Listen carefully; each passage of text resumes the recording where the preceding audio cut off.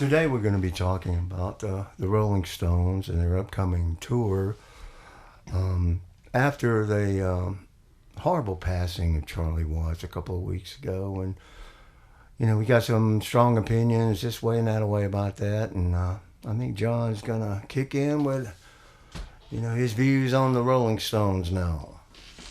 Yeah, the Midnight Rambler here from New York City, still wired from the Big Apple. When I was a kid, to show you how early the Stones influenced me, I shared a bedroom with my brother, and we were poor, lived in a tenement in Newark, New Jersey. My brother brought home the Stones album in 1964 and started playing it all the time, besides the Animals, Dave Clark 5, Buell Brummels. So I was heavily influenced by all that music, right, because my brother was playing it for me in my bedroom, whether I liked it or not. So I was force-fed those early Stones, Dave Clark 5. So you have a history of the Stones. But I thought at one time you told me you didn't like Mick Jagger. Okay, after 51 years, I got sick of his voice. I love the Stones. I think Keith Richards is the great guitar player. The band is tight, but I'm sick of his voice. I got sick of Bob Seger's voice. I got sick of Stevie Nicks' voice after 40 years. I'm sort of sick of the Eagles' voices after 40 years. Certain voices I get tired of. So that's the reference. I like the Stones. I just can't take too much of Mick Jagger. Well, that Pavarotti said that Jagger was a wonderful singer. But so was Frank Sinatra. So was Frank Sinatra. I don't listen to Frank Sinatra. I think Frank Sinatra is really... it's not many people I listen to. We're not talking about Frank Sinatra anymore. Okay, so getting back to the Stones. We're talking about the Stones 2021 and the upcoming tour. And I see yesterday, or the day before yesterday, they played their first concert. But guess where it was? It was in Boston, Gillette Stadium. They played for the owner of the New England Patriots. Right, a private party. A private party. Private party, and how much they charged. And I saw where the mighty Mick was saying, we miss Charlie and all that. But in my personal opinion, just my personal opinion, Charlie was the heart of the Stones, and they should have at least waited until the man was, firmly in the ground before they started this tour. And with all the COVID stuff going on, I'm sure the Midnight Rambler would agree. I agree. I think they should have postponed because they already had him not playing the tour because he was sick or whatever. They already had a replacement drummer. But the fact that he died, I don't think they could come out there and act like everything's happy. We're here for a party. Let's party, and dance around like everything's normal. It's not. Plus the COVID, people could get sick with COVID. It's an indoor stadium with 60,000 tickets. It's a health risk for the workers that work the concerts, the guys that move the equipment, the roadies, the truck drivers. They probably have over 100 people that are moving the equipment from city to city. And the practice concert, what I heard in Boston, was they wanted to have a good practice before they sold tickets. That was sort of a freebie. The owner probably invited 200, 300, 400 people of his personal friends, connections, vendors, and that's what they wanted, a private concert to get all the kinks out. And that's why they had it at a stadium, because most of these shows are stadium or really big arenas. So you have to get the sound right. The lighting technicians need to practice to run through the timing. There's so much timing to synchronize the light, the sound, placement of everything. It's a whole choreographed show, and that's what the Stones are good at. They are the true road band. They've been doing it for 50 years, and they should have postponed the tour for health reasons besides that. Now, they said they're going to change the red tongue lip logo to black. That's not much of a honor just to change the color of their logo. Now, haven't you got tickets for the Atlanta show?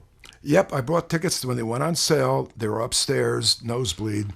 And the friend I was going to go with, Ron Green, who's a guitar player that we've been playing once in a while over the last couple months, he got COVID a month ago, and after he got better, he said, I don't trust it, I don't want to go, find somebody else to go with.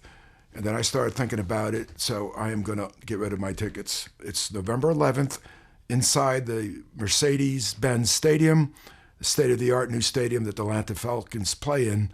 And like I said, since I already saw the Stones at Clemson in '89, and the fact that it's so damn expensive. Wonderful concert, by the way. Oh, it was amazing. The right time to see the Stones, and it was the last outdoor concert of the tour, so they've already warmed up over several months before they hit Clemson. And they put a couple of songs on the live album from that tour, Flashpoint. They had a couple of songs from Death Valley, and that was pretty cool. But tickets were reasonable. My ticket was $38 with about $2 fee. This show, and I'm mad at Ticketmaster for ripping people off, I brought 2 nosebleed seats in the back, in the upper deck, and they wanted $113 each. So that comes to $226. Then they wanted $50 service fee to process my little order. $50 is a lot of money compared to the Stones should be making the money, or the Mercedes-Benz they got people. enough money. Ticketmaster shouldn't charge. And then I asked to get tickets sent to me, and it was like, oh, no, we can't do that. You have to go through your phone. I like having hard tickets in case if I want to sell them to a friend. I could say, here, give me $100. Here's your 2 tickets. This bullshit through the phone makes it impossible for me to get rid of the tickets to a friend. Yeah. It's really complicated if somebody wants to buy these tickets, that they could send it to their fucking phone. Well, I think not only this tour, but it seems like everybody's jumped the gun. This COVID isn't over yet. It's not over. We got to be careful.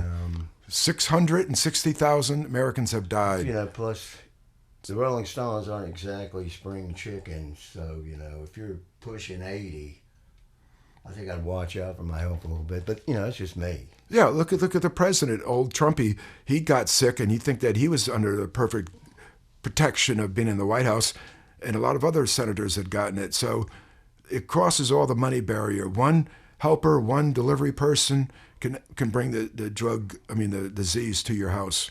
One little slip up. Let's hope the Stones tour goes okay, and that we don't have any, events where there's like widespread distribution of COVID, and they do honor Charlie Watts in a way. I always heard, Keith would always talk about there's no Rolling Stones without Charlie Watts. Right. And here we are. True. It's just I think it comes a time for all, they're calling these, I heard the other day this term legacy band.